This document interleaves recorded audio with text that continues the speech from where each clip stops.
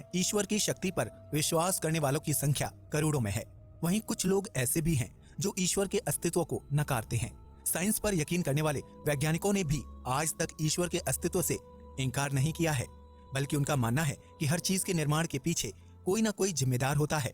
ऐसे में हम जो पूजा करते हैं या मूर्ति स्वरूप में अपने ईश्वर की कल्पना करते हैं, क्या सत्य वही है या फिर कुछ और? आप में से ज्यादातर लोग बचपन से ही घर में अलग अलग देवी देवताओं की पूजा पाठ करते होंगे और आज उनके इस स्वरूप पर आपको आंख बंद करके यकीन भी होगा। लेकिन क्या आपने कभी सोचा है कि हमें ईश्वर को यह मूर्ति रूप प्रदान करने वाला कौन है? क्या सच में ईश्वर ऐसा ही दिखता है जैसे हमें वेद, पुराण और धार्मिक ग्रंथों में बताया जाता है? इस सवाल का जवाब जानने से पहले हमें ये समझना होगा कि आखिर ईश्वर क्या है और ईश्वर और भगवान के बीच क्या समानता है। अगर शब्दकोश में ढूंढने जाएंगे तो ईश्वर और भगवान दोनों का अर्थ एक ही मिलेगा। वहीं व्याकरण यानी कि ग्रामर में ईश्वर और भगवान एक दूसरे के पर्यायवाची हैं। दुनिया के तमाम धार्मिक ग्रंथों में भगवान के अनेकों रूप का वर्णन मिलता है, जिन्हें ऋषि मुनियों द्वारा अपने काल में देखा और समझा गया था। रामायण के रचयिता महर्षि वाल्मीकि थे, जिन्होंने समाज को श्री राम के स्वरूप से अवगत करवाया। इसी रामायण को पढ़ने के बाद लोगों के बीच श्री राम भगवान के स्वरूप बनते चले गए, जिन्होंने माँ सीता से विवाह किया, वनवास गए, लंकापति रावण का वध किया और अयोध्या के राजा बने। रामायण की पूरी कथा में श्री राम का जीवन परिचय मिलता है, जिसे महर्षि वाल्मीकि ने लिखा और समाज ने उसे भगवान की कथा समझकर श्री राम के मंदिरों का निर्माण कर दिया। ठीक इसी प्रकार बाइबल, कुरान या गुरु ग्रंथ साहिब में भी एक महान व्यक्ति का जीवन दर्शन मिलता है, जिन्होंने ईश्वर को जान लिया था, लेकिन इंसान ने उन्हें भगवान, अल्लाह, जीसस और वाहे गुरु मान लिया। इन सभी धार्मिक ग्रंथों का निर्माण खुद इंसान द्वारा किया गया है, जिसने अपने अपने समय में प्रचलित महान व्यक्ति की कथा को संस्कृत, उर्दू, अंग्रेजी, पंजाबी और दुनिया की तमाम भाषाओं में लिखा और उसका प्रचार किया। जैसे जैसे लोगों के बीच धार्मिक ग्रंथों की पहुंच बढ़ती गई, वैसे वैसे उन पर यकीन करने वाले लोगों की संख्या में इजाफा होने लगा। इस तरह एक महान व्यक्ति और महापुरुष को भगवान की उपाधि देकर उनका रूप, रंग और आकार तय किया गया। फिर उसे मूर्ति का रूप देकर लोगों के बीच प्रस्तुत किया गया। यानी आप मूर्ति के रूप में जिनकी पूजा करते हैं, वो अपने समय में एक ज्ञानी महापुरुष थे, जिन्होंने ईश्वर को पहचान लिया था। इस काम में धार्मिक ग्रंथों को लिखने वाले ऋषि, मुनि, पादरी और मौलानाओं का अहम योगदान था, जिन्होंने भगवान की कल्पना नहीं की बल्कि उनको जाना और उस अनुभव को महसूस किया। उदाहरण के लिए सचिन तेंदुलकर को क्रिकेट का भगवान कहा जाता है, लेकिन क्या वो सच में भगवान हैं? नहीं ना। सचिन के पास ना तो कोई दिव्य शक्ति है और ना ही साधना, फिर उन्हें क्रिकेट का भगवान क्यों कहा जाता है? दरअसल सचिन ने क्रिकेट खेलने के दौरान सिर्फ अपने लक्ष्य पर ही ध्यान दिया, उसकी साधना की और उसे ही अपनी शक्ति बना लिया, इसलिए सचिन को क्रिकेट का भगवान कहा गया। ठीक इसी तरह समय समय पर धरती में ऐसे महापुरुष पैदा हुए जिन्होंने अपने कार्यों और विचारों से दुनिया को प्रभावित किया, लिहाजा लोगों ने उन्हें भगवान की उपाधि दे दी। क्या है ईश्वर? भगवान क्या है ये तो आप समझ गए, जिनकी पूजा हम सभी मूर्ति रूप में करते हैं। लेकिन भगवान को ही ईश्वर कहना ये गलत है, क्योंकि ईश्वर का कोई रूप, रंग, आकार नहीं होता, वह तो निराकार है। ईश्वर ना तो कोई स्त्री है और ना ही कोई पुरुष, ना ही देवी और ना ही देवता। ईश्वर ब्रह्मा, विष्णु और महेश भी नहीं है और ना ही ईश्वर जल, अग्नि, वायु, आकाश और पृथ्वी है। ईश्वर ना ही दुर्गा है, ना ही राम, कृष्ण और बुद्ध। ईश्वर ना माता है, ना पिता है और ना ही गुरु। ईश्वर किसी का स्वामी नहीं है और ना ही उसका कोई स्वामी है, वह चारों तरफ होकर भी नहीं है। ईश्वर को समय और स्थान से कोई फर्क नहीं पड़ता और ना ही उसको प्राप्त किया जा सकता है। ईश्वर ना धरती पर है और ना ही आकाश में, वह सर्वत्र होकर भी अकेला है, एकांत है। ईश्वर ना किसी को सजा देता है और ना ही किसी को शाबाशी। ईश्वर सृष्टि के निर्माण से पहले भी था और उसके खत्म होने के बाद भी वह एकमात्र ही रहेगा। इस ब्रह्मांड में ईश्वर सबसे दूर मौजूद है, लेकिन सबसे पास भी है। वह भूत, भविष्य और वर्तमान तीनों में व्याप्त है। ईश्वर केवल एक है, उसके जैसा कोई दूसरा नहीं। वह हर बंधन से मुक्त है, जो ना किसी को बंधन में बांधता है और ना कभी बंधन में बंधता है। ईश्वर निराकार, निर्विकार और निर्विकल्प है, यानी ईश्वर की ना तो कल्पना की जा सकती है और ना ही उसे आकार दिया जा सकता है और ना ही उसे मूर्ति रूप में बनाया जा सकता है। ईश्वर अजन्मा है, जिसने ना तो कभी जन्म लिया और ना ही कभी उसकी मृत्यु होगी। ईश्वर सत, चित्त और आनंद स्वरूप है। सत का अर्थ है जिसका कोई प्रारंभ या अंत ना हो। चित्त का अर्थ है जो कभी बदलता या समाप्त ना हो और आनंद का अर्थ है जो संसार में आनंद की उत्पत्ति के लिए हो। ईश्वर मन और प्रकाश की गति से भी तेज चलता है, लेकिन स्थिर भी है। ईश्वर समस्त संसार में परिपूर्ण है, लेकिन इस पृथ्वी से बाहर भी मौजूद है। ईश्वर के अलावा जिस किसी ने भी धरती पर जन्म लिया वो मृत्यु को प्राप्त हो गए। वह ईश्वर नहीं बल्कि भगवान है, क्योंकि ईश्वर ना तो कभी जन्म लेता है और ना ही कभी मृत्यु को प्राप्त होता है। ईश्वर को क्यों नहीं खोज पाया साइंस? अब तक तो आप समझ गए होंगे कि ईश्वर का कोई आकार, रूप, रंग या शरीर नहीं है। ऐसे में साइंस की नजर से देखा जाए तो वह ईश्वर को कभी खोज ही नहीं सकता। साइंस एक तरह का पदार्थ विज्ञान है, यानी साइंस उसी चीज पर यकीन करता है जो पदार्थ के रूप में उपस्थित हो। लेकिन ईश्वर तो निराकार है, जिसका कोई आकार नहीं, इसलिए उसे बनाने वाला भी कोई नहीं है।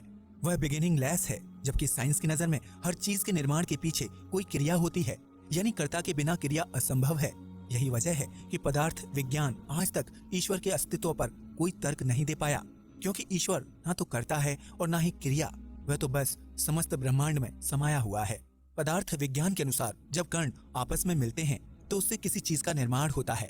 जिस वस्तु के निर्माण में संयोग होगा उसमें कभी ना कभी वियोग भी होगा, यानी जो चीज कणों की मदद से मिलकर बनी है वह कभी ना कभी खत्म भी हो जाएगी।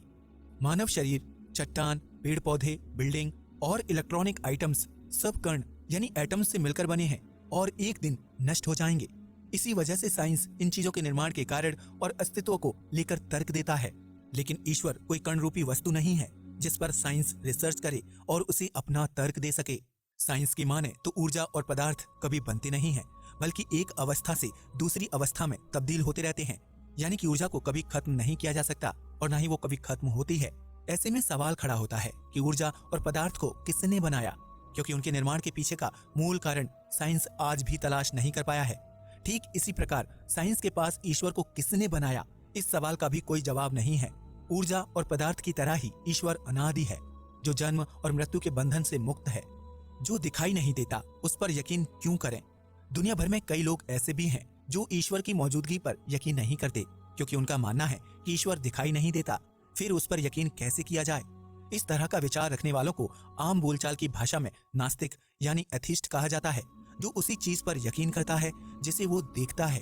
लेकिन कुछ चीजें आंखों से दिखाई नहीं देती, लेकिन इसका मतलब ये नहीं है कि उनका अस्तित्व है ही नहीं। इंसान के पास आंखें हैं जिनकी मदद से वो पूरी दुनिया देखता है, लेकिन उन्हीं आंखों को इंसान बिना शीशे यानी कि गिलास की मदद से कभी भी नहीं देख सकता। समुद्र में बारिश की बूंदों के गिरने से बनने वाले बिंदुओं को नहीं देखा जा सकता। दिन के समय भी आसमान में तारे होते हैं, लेकिन सूर्य के प्रकाश में उन्हें भी देखा नहीं जा सकता। बेहद बारीक सूक्ष्म जीवों को भी हम नहीं देख सकते, हवा को भी नहीं देखा जा सकता। दूध में मक्खन होता है, लेकिन वो दिखाई नहीं देता। कहने का मतलब सिर्फ इतना है कि जरूरी नहीं है कि जो चीज आंखों से दिखाई ना दे उसका कोई अस्तित्व ना हो। सब नजरिए और विश्वास का खेल है कि अगर आप किसी चीज को देखकर उसके अस्तित्व पर विश्वास करते हैं तो यकीनन आप उस चीज को जानते पहचानते हैं। लेकिन अगर आप किसी चीज को जाने बगैर उसके अस्तित्व पर उंगली उठाते हैं या उसकी मौजूदगी को नकारते हैं तो आप खुद को मूर्ख बना रहे हैं। ईश्वर पर यकीन न करने वाले नास्तिकों को पूरा अधिकार है कि वह ईश्वर पर यकीन ना करें, क्योंकि उन्होंने उसे देखा नहीं है।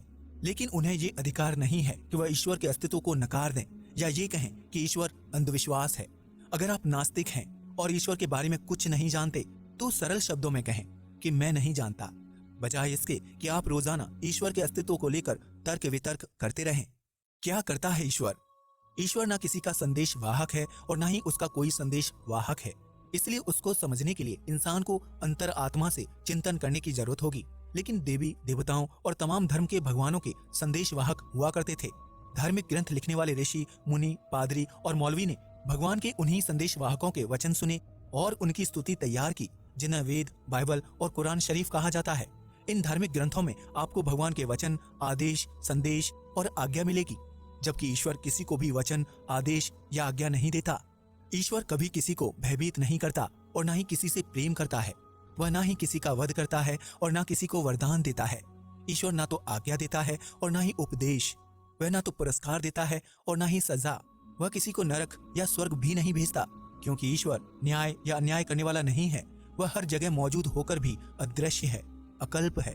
ईश्वर ना तो सृष्टि का रचयिता है और ना ही उसका रखवाला, लेकिन उसके होने से यह ब्रह्मांड, सूर्य, तारे, पृथ्वी और नक्षत्र आदि काबू में रहते हैं। ईश्वर एक शक्ति है। भगवान वह व्यक्ति विशेष है जिसने ईश्वर को जान लिया है। ईश्वर असीम है, अनंत है, जबकि भगवान सीमित शरीर और आयु में होते हैं। इसलिए उनकी जन्म जयंती, निर्वाण जयंती मनाई जाती है। ईश्वर उनके होने से ही सब कुछ है, लेकिन भगवान इंसान के पालक नहीं हैं, बल्कि वो हमारे मार्गदर्शक हैं। जो मनुष्य की आत्मा में ईश्वर की अनुभूति का मार्ग बताते हैं। ईश्वर को हम गॉड कहते हैं, जबकि भगवान को लॉर्ड कहा जाता है। अब तो आप समझ ही गए होंगे कि ईश्वर क्या है और उसे किसने बनाया है। लेकिन अगर फिर भी आपके मन में ईश्वर के निर्माण को लेकर सवाल चल रहे हैं, तो उन सवालों का जवाब तलाश करने से पहले ये जानने की कोशिश करें कि ऊर्जा और पदार्थ को किसने बनाया, क्योंकि साइंस का ये सवाल आपके दिमाग के बंद ताले खोल देगा। दोस्तों, इस वीडियो का मकसद किसी की धार्मिक भावनाओं को ठेस पहुंचाना नहीं है,